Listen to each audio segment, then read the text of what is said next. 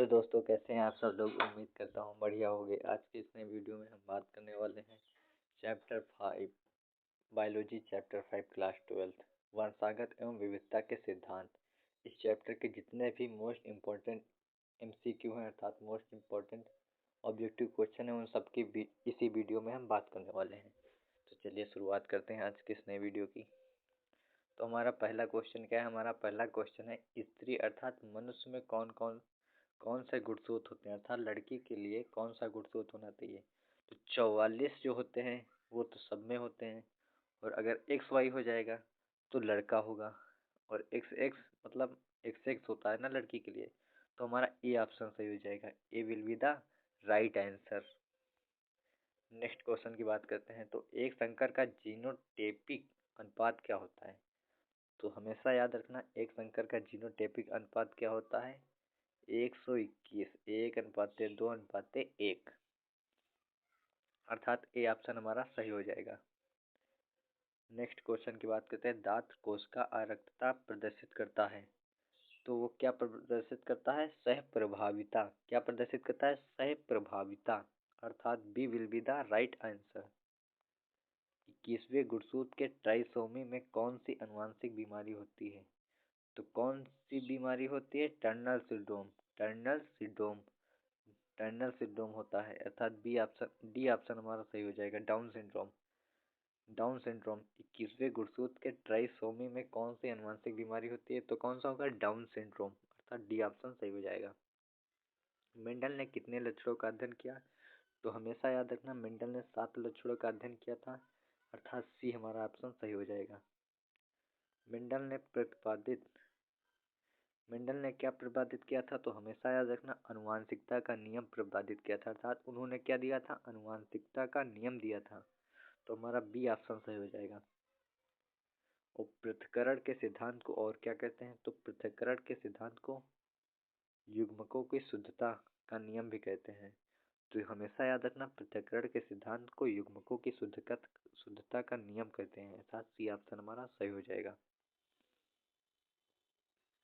द्विसंकर cross में अनुलक्षण अर्थात phenotype अनुपात होता है। फिनोटाइप हमेशा याद रखना, फिनोटाइप की बात आए तो 93:31 हमेशा याद रखना, अर्थात 3:9:3:3:1 अर्थात 93:31 हमेशा याद रखना, अर्थात डी ऑप्शन हमारा सही हो जाएगा। मनुष्य में मात्रात्मक लक्षण का उदाहरण है। मात्रात्मक अर्थात मात्रा वाला जो लक्षण होता है उसका क्या उदाहरण है। तो हमेशा याद रखना, इसका आंसर क्या होगा। त्वचा। त्वचा जो है वो हमारा मात्रात्मक लक्षण है, अर्थात बी ऑप्शन हमारा सही हो जाएगा। मनुष्य में मात्रात्मक लक्षण का उदाहरण है, तो क्या हो जाएगा हमारा ऑप्शन। हमारा ऑप्शन हमने ये तो वही है, रिपीट क्वेश्चन, तो बी ऑप्शन हमारा हो जाएगा। प्रथम अनुवांशिकी के पिता। तो अनुवांशिकता का जो नियम किसने दिया था। मेंडल ने। तो पिता भी कौन होंगे। मेंडल ही तो होंगे, अर्थात बी ऑप्शन सही हो जाएगा। टर्नर सिंड्रोम में कितने गुणसूत्र होते हैं। तो टर्नर सिंड्रोम में गुणसूत्र एक गुणसूत्र की कमी हो जाती है, अर्थात हमारे मनुष्य में होते हैं 46, और टर्नर सिंड्रोम में क्या होते हैं 45, एक गुणसूत्र की कमी हो जाती है। और डाउन सिंड्रोम में कितने होते हैं, एक बढ़ जाता है, अर्थात 47। एक जीन के विभिन्न रूपों को कहा जाता है युग्म विकल्पी। बी ऑप्शन हमारा सही हो जाएगा। अधिकांश उत्परिवर्तन है अप्रभावी। अधिकांश उत्परिवर्तन क्या है, अप्रभावी है, अर्थात ए ऑप्शन सही हो जाएगा।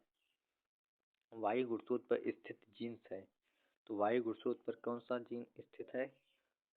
लिंग सहलंग जीन, अर्थात डी ऑप्शन हमारा सही हो जाएगा। मेंडल का द्वितीय नियम क्या कहलाता है। तो स्वतंत्र अपव्यूहन का नियम। स्वतंत्र अपव्यूहन का नियम, अर्थात डी ऑप्शन हमारा सही हो जाएगा। मेंडल का द्वितीय नियम हमेशा याद रखना, स्वतंत्र अपव्यूहन का नियम। मेंडल के नियम का एक अपवाद क्या है। अपवाद क्या है मेंडल के नियम। सहलंगता। सी ऑप्शन हमारा सही हो जाएगा, क्योंकि इन्होंने 3 नियम दिए थे। प्रभाविता का नियम दिया था, युग्मक की शुद्धता का नियम, स्वतंत्र अपव्यूहन, लेकिन ये नहीं दिया था, तो ये अपवाद है। सी ऑप्शन हमारा सही हो जाएगा। हीमोफीलिया है। हीमोफीलिया क्या है, एक व्याधि है, मेंडेलियन व्याधि, अर्थात ए ऑप्शन सही हो जाएगा। मेंडल ने कार्य किया उद्यान मटर पर। हमेशा कौन सा मटर, खाने वाले मटर पर नहीं, बगीचे में लगाने वाले मटर पर। उन्होंने प्रयोग किया था। तो सी ऑप्शन सही हो जाएगा।